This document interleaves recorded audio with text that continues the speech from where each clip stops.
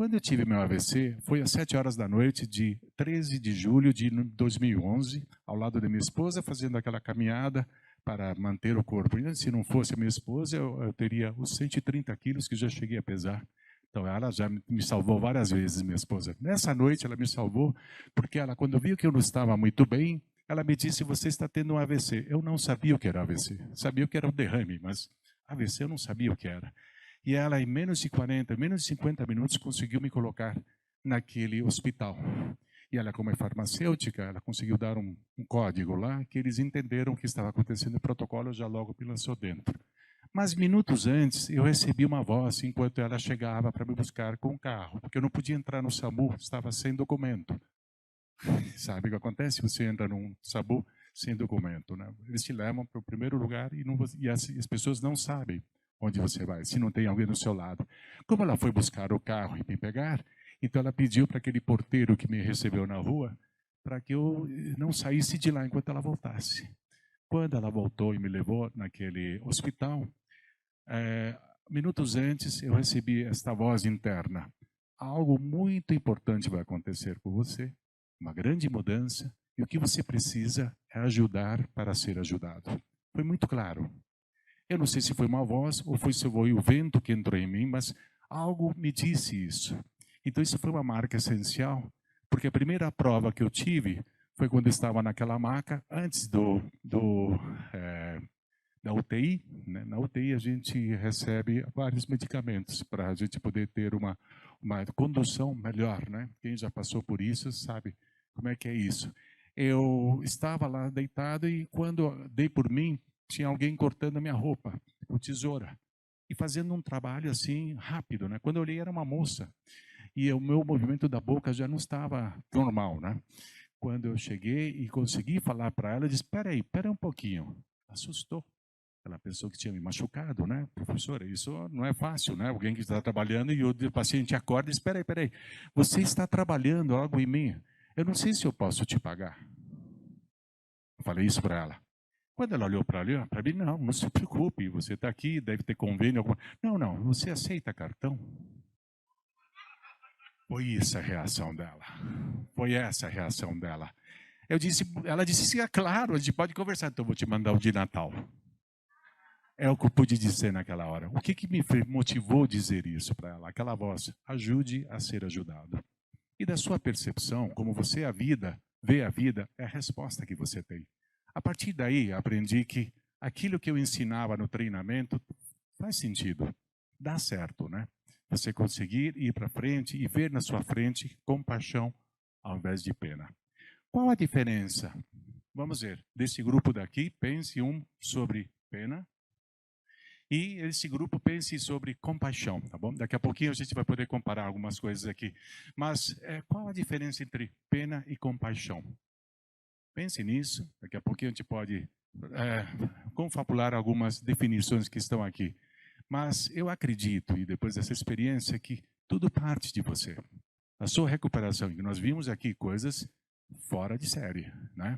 E eu respeito muito o que eu vi aqui sobre superação, sobre você poder se adaptar a uma nova vida, coisas que aconteceram, né? Então, eu acho que quando você tem esta percepção pela frente, você está se preparando para poder contribuir. E é isso que me traz esse evento de hoje aqui. Quando a gente pensa nesta figura que está aqui na frente, de imediato, não sei se todo mundo consegue ver isso, mas de imediato eu penso que é uma pessoa só com essas duas mãos, né? Mas não é. Pense bem. Então, nesse mundo, independente de patologia, independente de qualquer coisa, nós vivemos no coletivo há mais de 5.000 anos, né? E nós passamos de uma forma coletiva e aprendemos a viver de uma forma coletiva. Então, quando a gente precisa e faz do outro alguém importante, nós estamos colaborando, como que diz aqui, uma associação de pacientes, como AVCistas. Quando ela evolui, quando ela se desenvolve, a sociedade evolui. Quando você consegue o que um dos doutores disse aqui, 1 entre 4 pessoas no futuro vão ter um AVC, não é isso? 80% será isquêmico, outros 20% serão hemorrágicos, né? Ou seja, há definições claras que é pela frente, que se a gente consegue trabalhar este ponto dentro dessa associação, Ótimo. Então, nós precisamos de muita ajuda, né? Bom, voltando para a parte interna, né, para cada um. Dentro do coletivo, o coletivo depende muito da pessoa, do unus. Nós, como somos dentro de nós. Então, quando eu tive o meu AVC, e eu consegui dar por mim, voltei da UTI, fiquei 33 dias, mas o meu diagnóstico me preparava para 90 dias. Falei, não vou aguentar. No máximo que eu consegui passar num hospital por cirurgia eram 2 dias. Então, continuei fazendo aquela frase, praticando, ajude a ser ajudado. Eu dei muita risada. Dei muita risada com as pessoas que estavam lá, os profissionais que estavam tentando me ajudar, mas é porque eles percebiam que tinha espaço, não é que eles riam de mim, né? Mas de alguma forma aconteciam coisas engraçadas, né?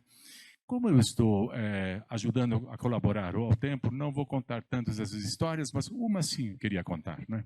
Quando eu cheguei em casa e o médico me liberou, era Dia dos Pais, era em agosto, não é?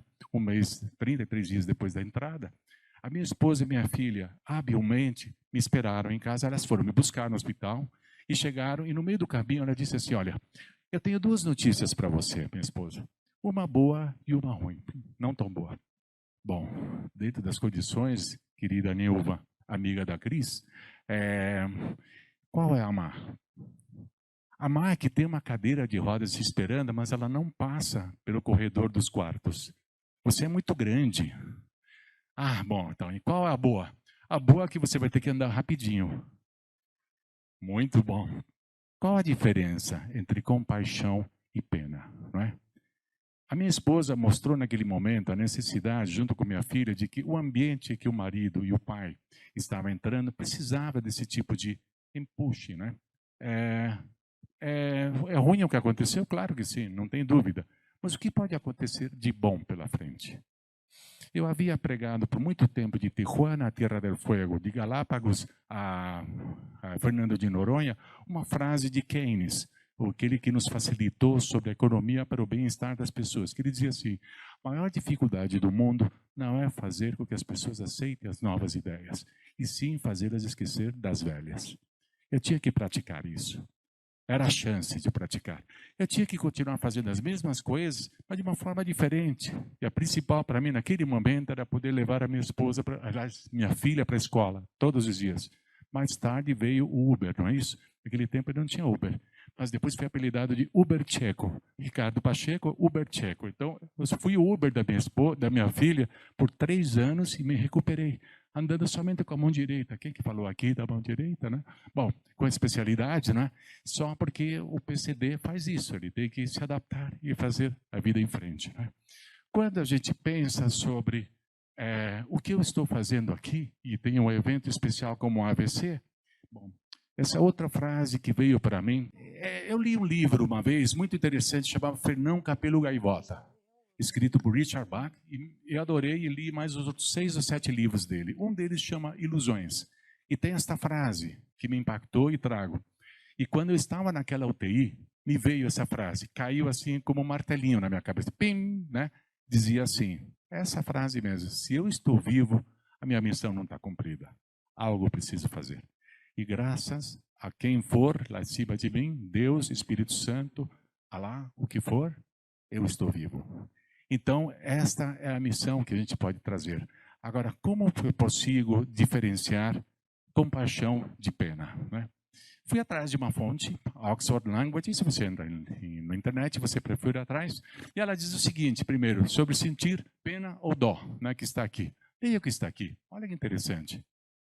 É um sentimento, e todos devemos respeitar sentimentos de qualquer pessoa. Em algum momento da vida, sentimentos são escolhas, em outro momento não são, por aqui tem questão de atitudes e tudo mais. Mas é isso, olha, é comum a maioria das pessoas, né, e que sentem tristes ao verem pessoas numa determinada situação, uma tragédia, né? Ou seja, eu não gostaria disso para mim. A primeira prioridade é o eu interno. Eu não gostaria de ter o AVC que você teve, mais ou menos é isso a expressão. Mas interessante é que quando você começa a viver, e muitos vão se sentir na mesma forma que eu estou dizendo isso, e você vê a compaixão, começa a sentir ou trazer a compaixão para você, é mais ou menos o que essa definição diz. Então, eu gostaria de trazer a informação que o doutor nos lembrou hoje pela manhã. Redivulgar informações, trazer mais informações, enriquecer, empoderar os pacientes para que a gente vá para frente.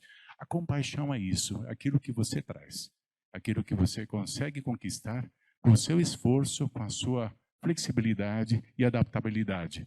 Por último, eu gostaria de fechar com vocês, ainda nessa imagem de função de união, né, por mãos, nós podemos, a partir de hoje, fazer mais isso. Quando você empodera pacientes e quando você adquire informações, você ganha novas responsabilidades. E essa responsabilidade é que eu gostaria de compartilhar com vocês, de ajudar, de apoiar, né? Ou praticar mesmo a responsabilidade de apoiar aquilo que nós podemos apoiar. Contem comigo, sempre. E muito obrigado por isso. Professora, mais uma vez, estaremos juntos aqui em todas as vezes. Boa tarde.